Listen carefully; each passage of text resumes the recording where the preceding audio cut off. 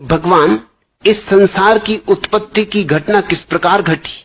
पृथ्वी पर पहले पुरुष आया कि स्त्री?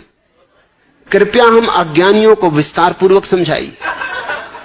H.L. जोगन, सेठ चंदूलाल गांव में आए एक महात्मा के पास गए थे। पूछने लगे, महात्मा जी क्या यह सही है कि हर व्यक्ति को मरना है? महात्मा ने कहा कि हां, ये तो निश्चित ही है। अरे मृत्यु से कौन बचा है? सभी को मरना है, प्रत्येक मरण धर्म है। चंदूलाल ने सिर खुजलाया और कहा कि मैं सोचता हूं कि जो व्यक्ति आखिर में मरेगा उसे शमशान घाट कौन ले जाएगा? देख तो कैसे कैसे कठिन सवाल उठते हैं आदमियों के दिमाग। ये बात तो बड़े पते की। इस तरह के प्रश्न तुम पूछते हो कि इस संसार की उत्पत्ति की घटना किस प्रकार घटी। एक बात पक्की समझो कि शिव जी का धनुष मैंने नहीं तोड़ा, मैंने नहीं बनाया ये संसार। मैं पहले अपने को अलग कर लेता हूं, नहीं तो लोग तरह तरह के इल्जाम मेरे ऊपर लगाते हैं। कोई यही कहने लगे कि इसी की हरकत, कि इसी ने उपद्रव किया होगा।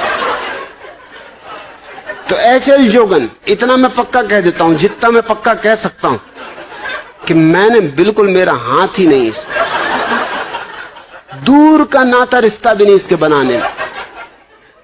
बुद्ध जिस गांव में आते थे पहले खबर करवा देते थे कि 11 प्रश्न कोई मुझसे न पूछो। उनमें एक प्रश्न ये भी था कि संसार की उत्पत्ति किसने की? पूछे ही नहीं कोई, क्योंकि ये बुद्धुओं के प्रश्न हैं और बुद्ध इनके उत्तर नहीं देते।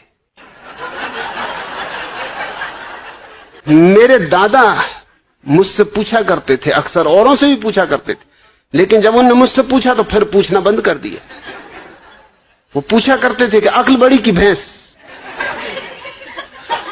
अब उनको कौन उत्तर दे? मुझसे एक दिन पूछ बैठे, मैंने कहा भैंस।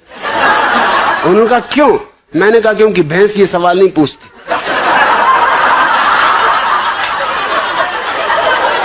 ये खुजली तुम्हारी अक्ल में ही चलती। भैंस तो बिल्कुल परमहंस दशा में। मैं कई भैंसों के पास जाके कई घंटों खड़ा रहा, कोई भैंस नहीं पूछती कि अक्ल बड़ी की भैंस। अरे भैंस को पता ही है कि हम बड़े, क्या पूछना? फिर उन्होंने नहीं पूछा। फिर मैं कई दफा उनसे पूछता था कि पूछो ना, अक्ल बड़ी की भैंस। कहते तू चुप रहे।